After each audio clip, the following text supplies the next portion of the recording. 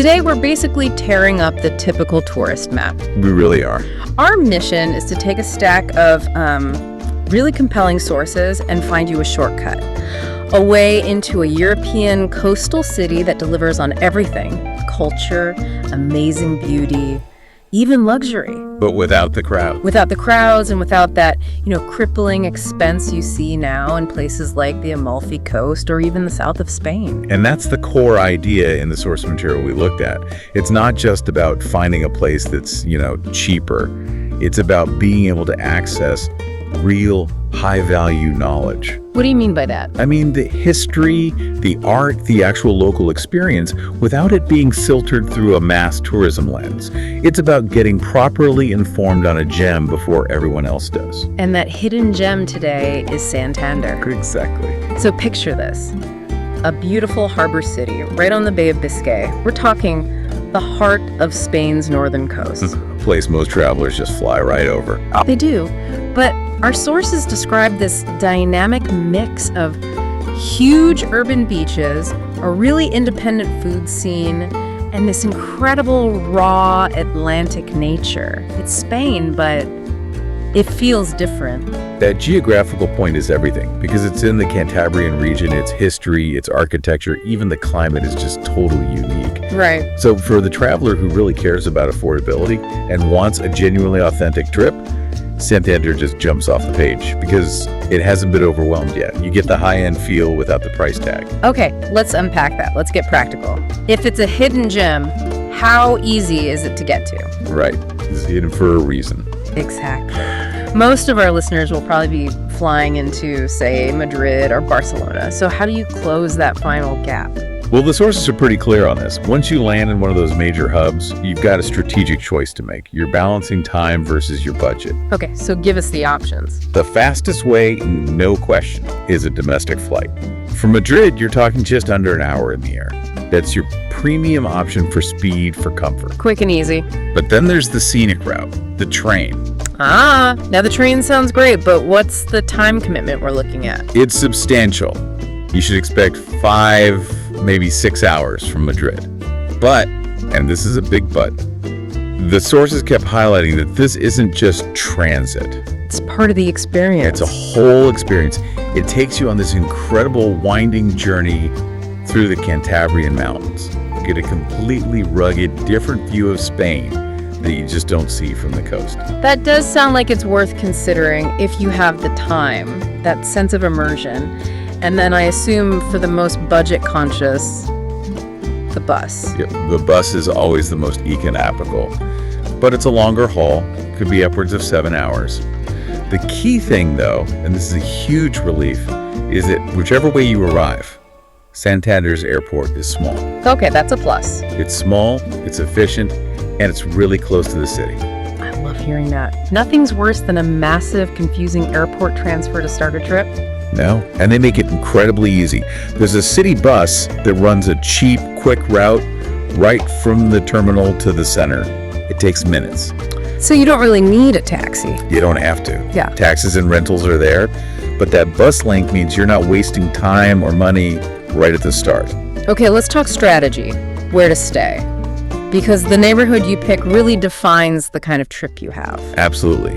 And the sources basically split the city into 2 main zones for a traveler.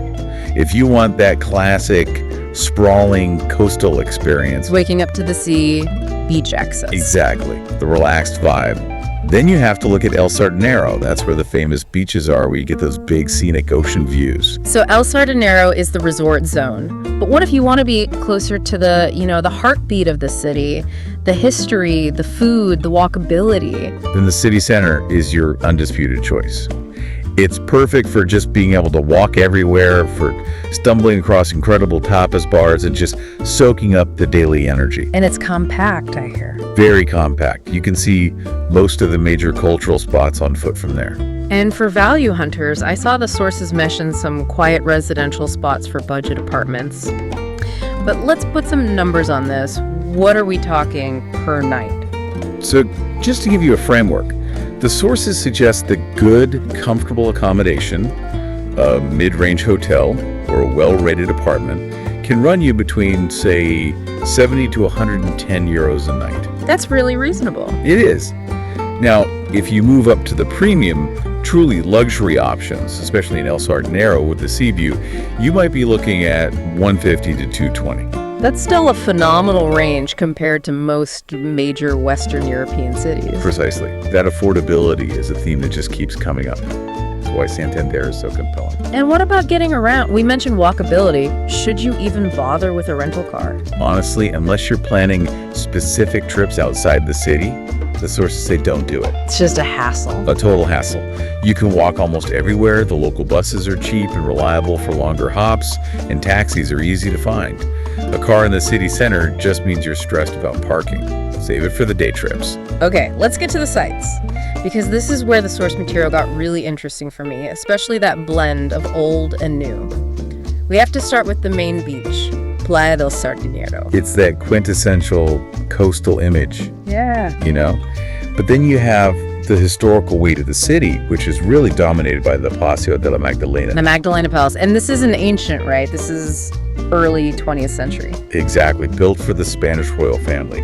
So it's not medieval. It's this glorious, slightly eclectic Belle Epoque style, and it's perched so dramatically on its own peninsula. So it gives you those amazing elevated sea views. It does, and it's this stunning contrast to the working port around it. A photographer's dream. And then you have the complete modern counterpoint, Yeah. the Centro Botin. Ah, yes. This was the building I found most compelling. Tell us about its design. What's so amazing is its daring design. It's by Renzo Piano, the Pritzker Prize winner. Right. And it's actually two buildings that are cantilevered right out over the water, connected by these light, elevated walkways. It's meant to look like it's hovering. And it's a modern art center. Modern art and cultural center, yeah. It completely revitalized the waterfront, and it really symbolizes Santander's commitment to the future, not just its past. That jump from a royal palace to a floating glass art center is a perfect summary of what makes the city so unique. And if you're chasing that really emotional visual peak, you have to follow the advice and head to the Cabo Mayor Lighthouse. This is where you get the cliffs. This is where the dramatic, rugged Atlantic coast really shows itself. The sources talked about spectacular sunsets, and they weren't wrong. It's the spot for that singular meditative moment. Wow. And finally, to really ground yourself in the local life, you have to step away from the grand sights and just go to the local seafood markets. That's where you find the real rhythm of the city. That's the authentic daily beat of Santander. You see and smell exactly where all that famous food comes from. Well, that leads perfectly into the food culture. I mean, it's a city defined by the sea. It is. So the commitment to fresh seafood is, well, it's non-negotiable. If you're not a big seafood fan, you're kind of missing the main event here. So what should you be looking for on the menu? What are the must-try dishes? You have to look for rabas. Which is the fried calamari. It is, but it's done in this light Cantabrian style. And the local anchovies are world famous. And please don't skip the dessert. There's a creamy baked cheese dessert called quesada pasiega that is just iconic to the region. That sounds amazing. Let's talk about the dining culture itself. Spain is famous for eating late. Does that hold true in the north? It absolutely does. This is where you need to adjust your internal clock. Lunch is the main meal, starting around 2 p.m. Dinner often won't start until 9:30, maybe even later for tapas. That always throws me. How do people stay up for that? Well, the strong coffee culture probably helps. Oh, of course. And while the focus is heavily on seafood, the sources do confirm that most places can handle vegetarian requests, though your options might be a bit more limited. Okay, now for the really critical part, the finance deep dive. What's so fascinating is why Santander is so much more affordable. And the sources give a really concrete reason. The city's infrastructure hasn't had to inflate its prices to handle millions and millions of tourists.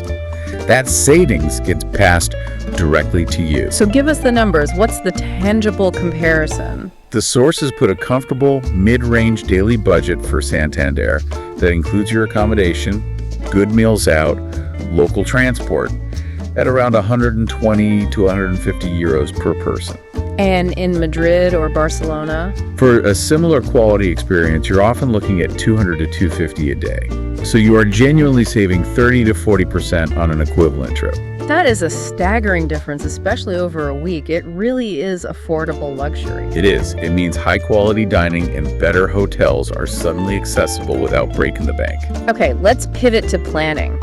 When should you go? That Atlantic climate must be very different from the South. That Atlantic influence is key.